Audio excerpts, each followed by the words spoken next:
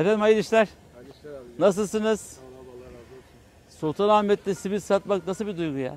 Çok güzel abi. Ben de yeniyim. 2-3 gün oldu. Hoş geldin. Dünyanın en güzel seçkin misafirlerine hizmet etmek ve bu iki güzel mabedin gölgesinde olmak, Kanuni Sultan Süleyman'ın mabetlere hizmetinin makamında olmak çok büyük şeref. Hamdolsun. Allah hayırlı işler versin.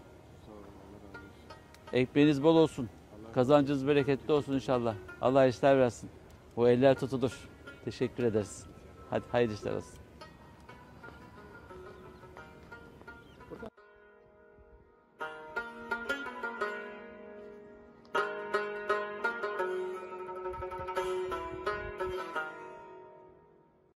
Şairin dediği gibi bu güzel şehir Acem mülkü fedadır diyor ya. Bütün mülk feda edilse İstanbul'un güzelliği bitmez. İstanbul'un sanatkarları, hizmetkarları, satış ehli, o güzel tüccarları şu küçük ölçekte de olsa gönül insanı tüm dünya dillerini bilerek onları hizmet eden, helalinden kazanma niyetiyle tezgahını kurmuş olanların eli sıkılır. Eli yara bere, iz koku içerisinde olanların elini öpermiş Peygamber Aleyhisselatü Vesselam. Neden biliyor musun? Bunlar eli öpülesi ellerdir bu eller. Ben öperim dermiş, nasır tutmuş elleri. Siz kaç defa nasırlı bir eli tuttuğunuzda helal olsun bu eli yordum bu yollarda, hizmet ettin, teşekkür ediyoruz diye. İşte bu sorular bu muhabbetlerin gölgesinde gizli. Devam ediyoruz.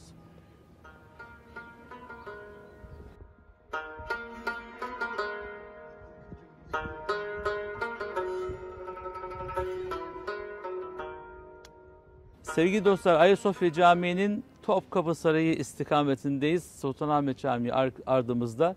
Hemen sol köşede küçük bir detay var. Sebil. Her Sultan Camisi'nin köşesinde mutlaka bir sebil vardı. Çünkü oradan bedava tertemiz su ikram edildiği gibi kandil akşamları, Kadir geceleri, bayram günlerinde şerbetler ikram edilirdi. Bir serinlik verilirdi cemaate gelene, hoş geldiniz, şeref verdiniz diye. İşte şuradaki sebil buna hizmet eden özel bir makamdı. Bu detayı da ikram eden medeniyetin, ikramı seven bir dedelerin devamı olarak onlarla övünmek, onları hayırla, hatırla yad etmek de boynumuzun borcu. Rahmet olsun hepsine.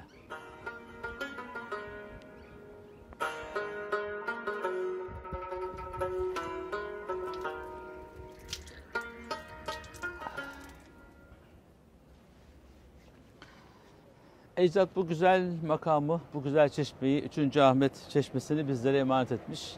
Yalnız yukarıda kitabede suyu besmele ile iç ve duada Ahmet'i unutma demiş. Biz hem Ahmet'i hem Ahmet'in vesilesi o güzel insanları rahmetle, minnetle yad ediyoruz. Tüm dünya şu kapıdan içeri gelip istikamet almak, ihtiyaçlarını gidermek için huzura gelmişti tarih boyunca. Biz de tarihin izinde yolculuğumuza devam ediyoruz. Topkapı Sarayı önü ve Ayasofya Camii'nin hemen önündeyiz. Ve bu tarihi çeşmenin önünden yine sizlerle paylaşmaya devam ediyoruz. Buyursunlar.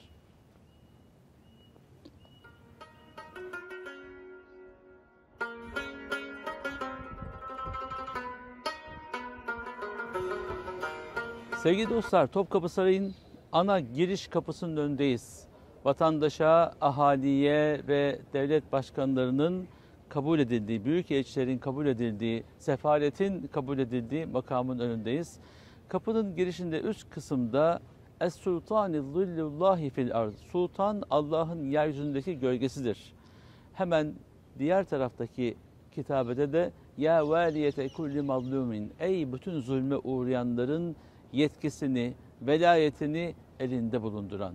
Sultan Fatih bu kapıdan girerken, Sultan Fatih'in evlatları, torunları bu kapıdan içeri girerken içeride huzur var, makam var, adalet var ve senden bekleyen kararlar var. Bu kararları en yerinde alacak olan kişi sensin. Allah adına en doğru kararları verip yine insanları idare etmekle vazifeli olan da sensin. Buradan böyle yazarken inanın içeriden dışarı çıkış kapısında da Nasrun minallahi ve fethun karib. Allah'ın yardım ve fetih yakın. Ve beşşiril müminin, müminlere müjdele, Ya Muhammed yazılmış sonunda ama o Ya Muhammed, Ya Mehmet de aynı zamanda. Çünkü 2. Mehmet artık Fatih'ti ve gittiği yerlerde de Allah'ın izniyle fethi temsil eden güzel bir komutandı. Ve her kapıdan çıkışında sen yüce gönüllü Fatih'sin ve Fatihliğini üzerinde devam ettirmelisin diyerek ecdat taşı konuşturmuş, nakşetmiş, gönüllere de nakş olsun diye.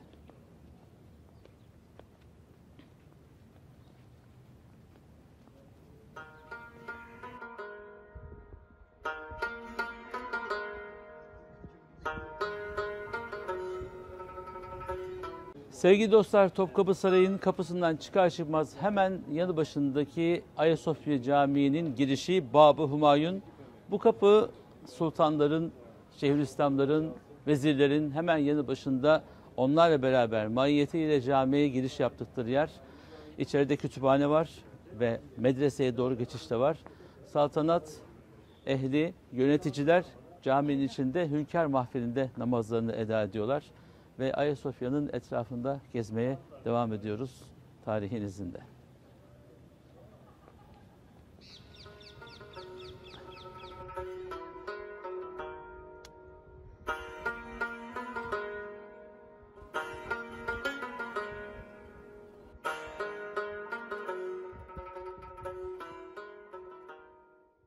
Sevgili dostlar, hemen Can Kurtaran'dan Ishakpaşa yokuşundan yukarı çıkıp Topkapı Sarayı'nın dış duvarlarının hizasından geldiğinizde 3. Ahmet Çeşmesi sizi karşılıyor ve hemen karşıda Ayasofya Camii'nin yıllarca namaz kılınan makamını, kapısını görüyorsunuz.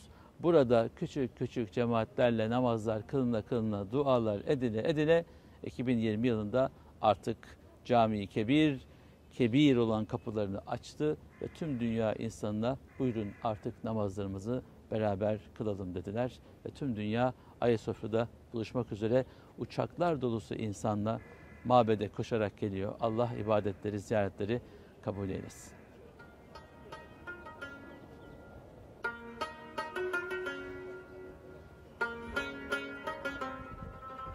Sevgili dostlar, surun dibinden devam ediyoruz. Topkapı Sarayı'nın sur dibindeki Soğukçeşme sokakta geziyoruz. Arnavut kaldırımların üzerinde.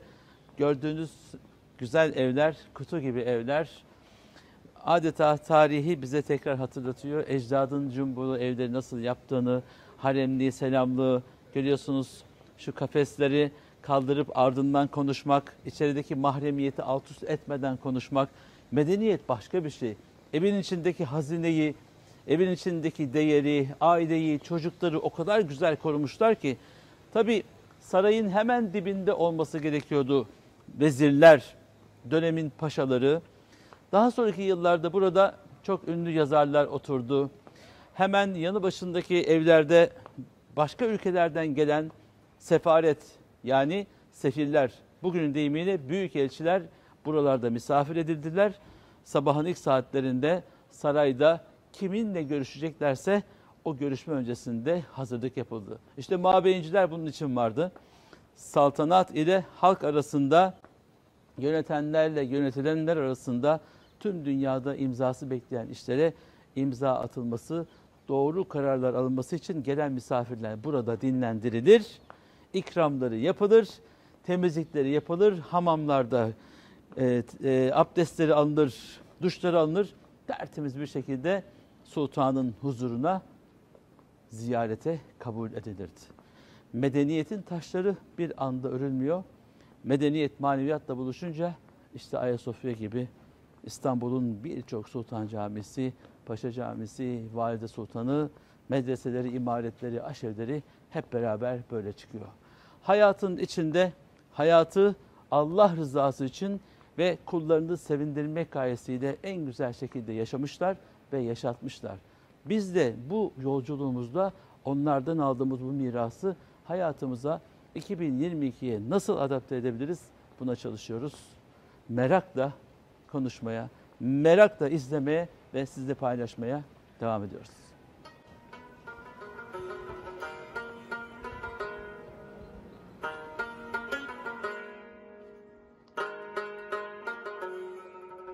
Evet sevgili dostlar, Ayasofya Camii'nin hemen içinde, bahçesinde çok güzel kutu gibi bir medrese var.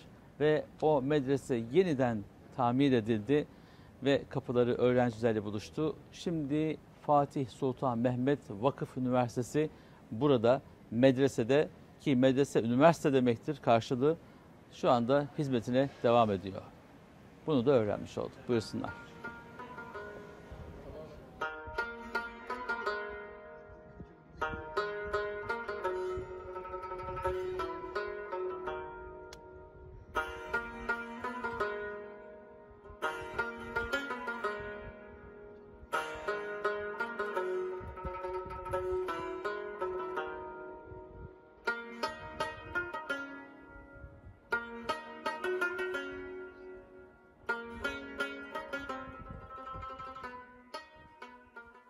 Sevgili dostlar, dünyanın merkezi İstanbul, İstanbul tarihi Yarımada'nın tam merkezi Ayasofya Meydanı'ndayız. Tam 532 yılında imarı başlamış olan İmparator Justinian'in Ayasofya, yani kutsal bir gelik olarak inşa ettiği mabedin huzurundayız. Dünya kültür mirasının en zengin hazinesi dersek hiç yanılmış olmayız. Çünkü tüm dünya bu mabedi ziyaret eder. Bilir ki burası kutsaldır. Bilir ki burası korunaktadır. Burada kim neye dua ederse dualar kabul olur. Yıl 1453, İstanbul 2. Mehmet tarafından fethedilir. Fethedince artık onun unvanı Fatih olur. Fatih gönülleri fethettiği gibi Ayasofya'nın kapılarını Müslümanlara açar. Tüm dünya insanlığını açar. İmtisalü cahidu fillah oluptur niyetum, dinu İslam'ın mücerret gayretidir gayretum diyerek ben İslam'ın tertemiz gayretinden başka bir gayretin içerisinde değilim. Bütün çalışmam bunun üzerindedir diyerek muhteşem bir beytin başlangıcını sizlerle paylaşmış olduk. O günden bugüne Allahu Ekber sedalarıyla tüm insanlığı ibadete çağıran yüce bir makamdayız. Ayasofya Camii'nin hemen önündeyiz. Bu güzel mekandan, bu mübarek ortamdan hepinize selam olsun.